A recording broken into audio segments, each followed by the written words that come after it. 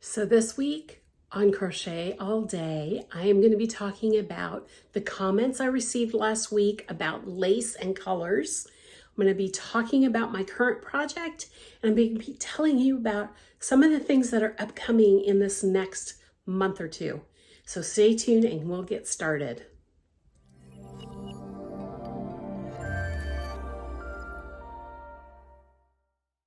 Good morning, crocheters. Welcome to episode 21 of Crochet All Day with Karen. I'm your host, Karen Whooley. So excited to be here this morning. I am recording this on Tuesday morning, as I always do, and you're getting me without makeup because I am going to the eye doctor today, and I just did not want to have to take off makeup later when I go to the doctor. So you're getting me without makeup, fresh hair, but that's about it. So I'm so excited to be here. I got a little bit to share with you, not a whole lot. So I want to start this week with comments because last week I gave you my 6 best tips on how to work with lace. And I want to share some of the comments that I got last week. I've got them here on my iPad, so I'm just going to start in order the way I got them. The first one was from Frances, who says, good morning. Good morning, Frances. I hope everything's well in New Zealand. She said she loved my lacy scarf, and I showed a lacy scarf talking about all the different things with lace.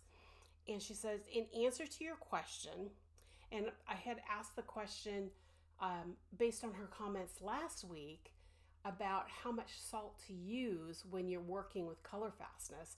And she says about a half a cup of salt to a washing machine load, or a heaped teaspoon or heaped tablespoon to a basin of water.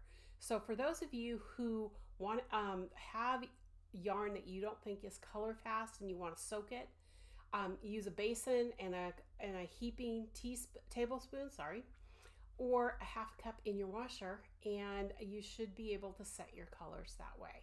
So that's just Frances's tip. Thank you, Frances, for answering. I appreciate that. Then we're going to have Marie Beauregard, 1063. Hi, Marie. It's good to see you here. I'm so glad you commented. And she says, lovely colors in that blue blanket. I had shared my niece's blanket. That's done. It's actually completely done. It's sitting back there in the chair, the blue chair that you can kind of see right there. I just need to get a gift bag for that because she did have the baby yesterday. Little boy. We don't have a name yet. I'm sure he has a name by now, but my sister-in-law has not told us for sure what the name is. We were told a name, but we don't know if that's for sure or not. So I'm still waiting on the name, but he was born yesterday. She was induced. He was a week late. So anyway, so she says, yep, lovely colors for that blue blanket. For a girl's blanket, I am partial to pink and gray. I am too. I like pink and gray, and that's actually a color scheme that I was thinking about doing for the actual pattern. So we'll see if that happens. I'm still debating on that, and there's a few other people who have chimed in, so hang on a second. And then she also asked me how my cross stitch project is going, and actually it's not. I just have not had a moment to get things done this last week. I actually am behind now. I just got yesterday's drop. So there's actually 3 squares left that I have to do. I have 2 of them. Next week I'll get the 3rd one. So I'm hoping after today that I'll be able to sit down and actually start working on those 2 cross stitches that I already have. And then I should be able to start the other one on time next week. So we're hoping. I'm working on a project I'm going to show you later that is taking all of my time. And I'm going to be working on pretty steady until it's done. And I'll show you that in a minute. But I will update the cross stitch soon. Okay. Next person was KMUL79. That's Kelly. Hi, Kelly. It's good to see you. I'm so glad you're here. She also weighed in on the baby blanket colors. And this is, again, I don't know if I said this before, but this is for the sample that I'm going to use for the actual pattern. So she says, I love brown, pink, and cream for a blanket. Neapolitan ice cream colors for a girl blanket. For a boy's blanket, I crocheted my nephew a blanket that had a little bit of circus feel to it using a light green, teal, and orange. Ooh, that sounds really cool. That's an option. I haven't decided, honestly, if I'm going to go girl, boy, neutral. I have no idea yet. So we're going to see in probably in a couple weeks. I want to get past Easter and I want to get this blanket to her and I want to make sure I've got the pattern written and sent to the tech editor before I pick out colors for a sample to be made. So stay tuned on that. But I like that idea, the teal and the light green and the orange. That's really cool. And I got a message from Donna. Let's see, Donna C.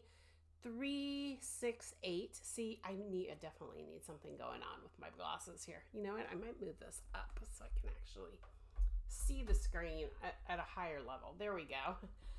So Donna, thank you for chiming in. Welcome. If I don't know how long you've been watching, but it's good to have you comment. I'm really excited that you did. She said, in general, when crocheting lace, we're going back to tips on crocheted lace. My tip is to give the pattern time to develop before you make a decision on whether to finish or frog. Such a good thing just to tell people. So many times the first few rows look a little wonky or messy, and as you go, the beauty of the pattern starts to show itself. This is so true, especially if you're using lace weight yarn like that scarf that I showed you last week. When you do the first few rows, even if you do the first repeat, that stitch looks terrible. It isn't until you get 3 or 4 repeats of that pattern that it starts to look right. So if you're working on something with lace weight, and I totally agree with Donna on this, make sure you do at least 3 repeats, if not more, until to make a decision.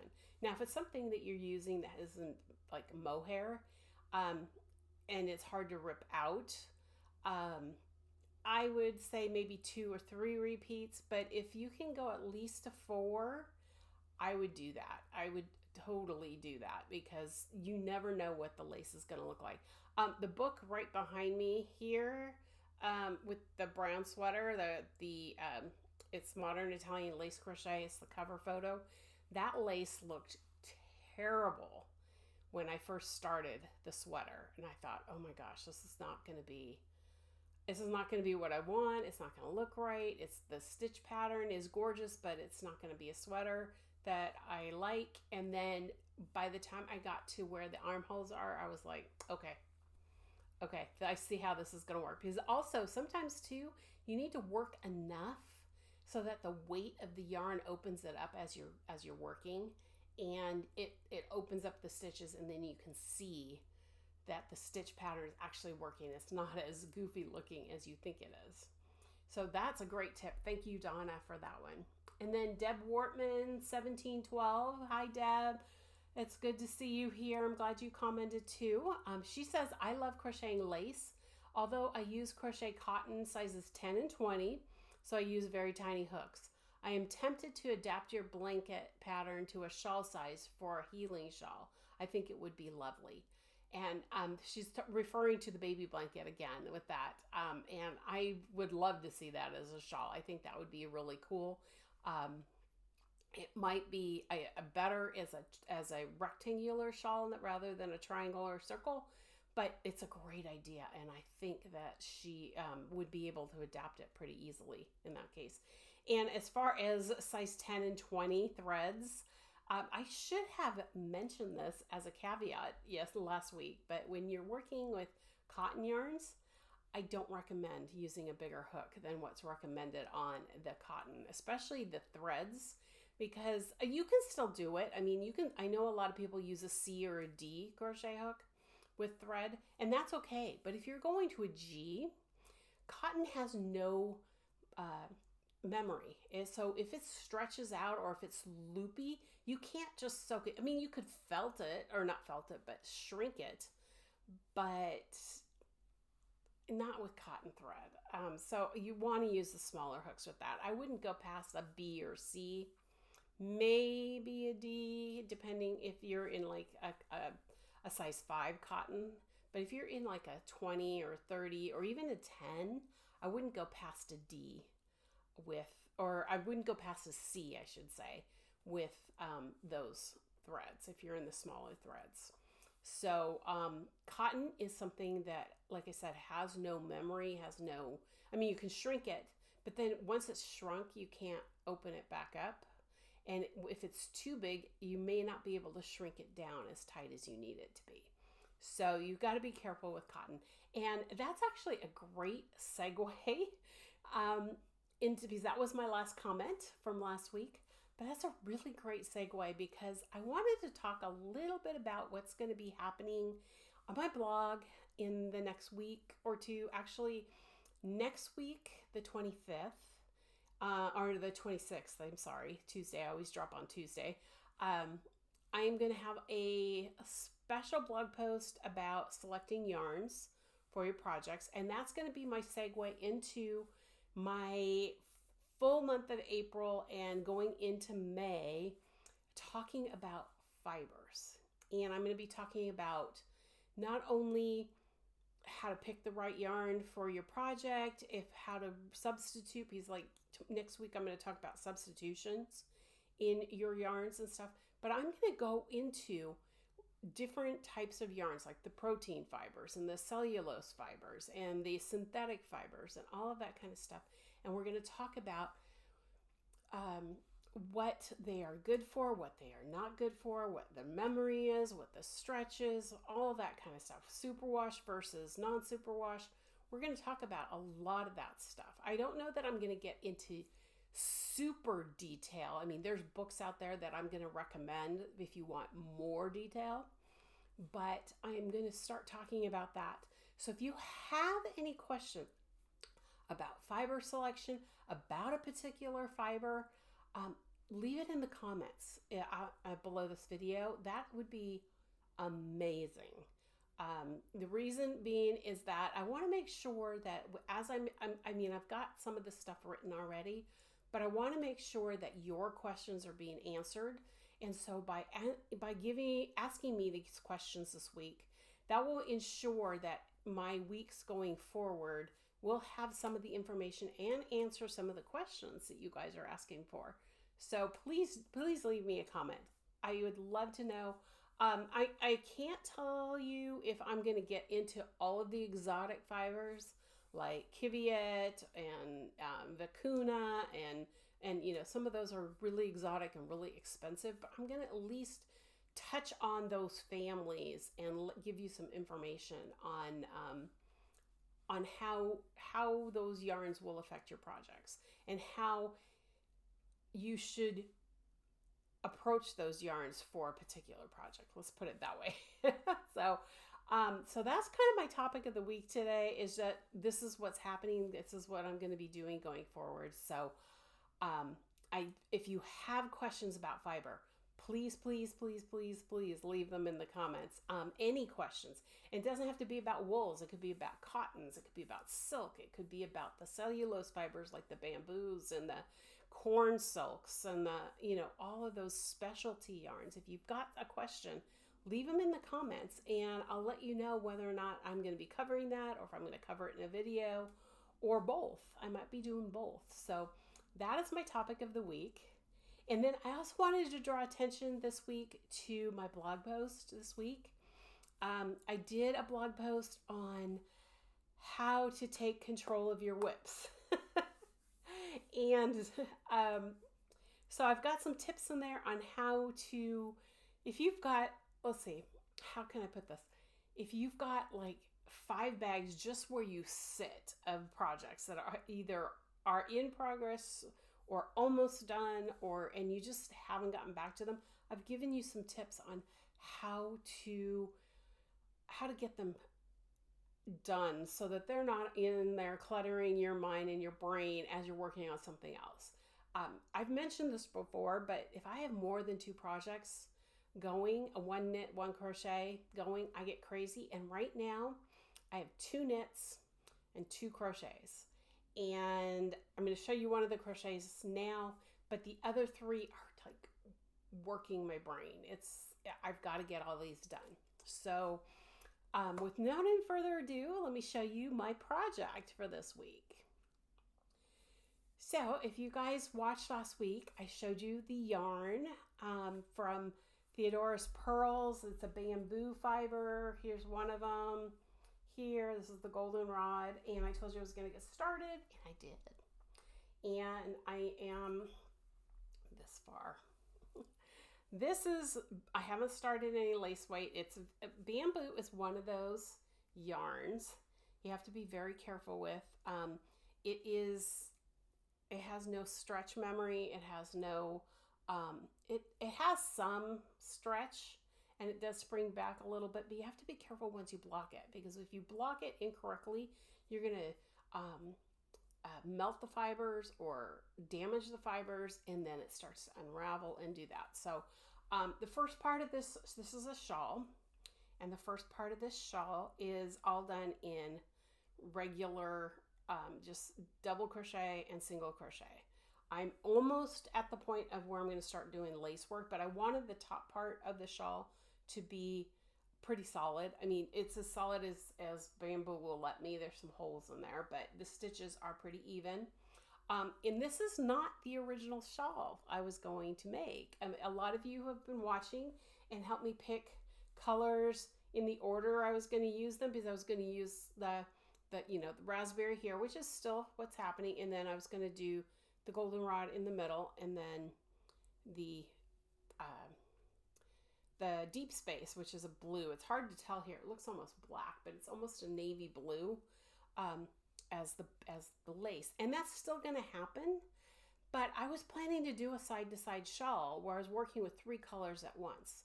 Well, with the bamboo, if you've ever watched any of my videos, and I'll try to remember to put a card here to the video on how to change colors without cutting the yarn. If this was wool or some other sticky sort of yarn that kind of sticks to itself, I would have had no problems. But I started and stopped the pattern that I had written down 5 times at least. I probably at least 5 times. And because bamboo is so slick, the way I usually work something like that is I chain each color. I start with like my top, whatever color direction I'm going, I'll start with that color, then I'll chain the next color, however many stitches I need, and then I'll change the third color, and then I'll reverse, and I'll start the first row and whatever I'm doing. And because it was going to be a lace project, I had to start with a chain. I didn't want to do foundation stitches because I don't have my class up yet for how to do advanced foundation stitches. So that's something to be watching for. But anyway, so I was chaining, and as soon as I'd get to the point of actually working into those chains would just fall apart. And then when I finally got past that first row, changing colors just looked terrible. And I know how when I block bamboo, that it's not going to give me the same, forgiveness, I guess is the right word for that, to change the colors and have a little wonkiness and then block it out. It's not going to do the same thing for me. So I decided, okay, we have to restructure the shawl. So I've got a totally new top-down shawl that is in progress, and I love how it's turning out. It's actually turning out better than what I had imagined at this point. So the lace may change, that I'm going to be starting in about 1 or 2 more rows, but for now it is beautiful. It's exactly what I was hoping for.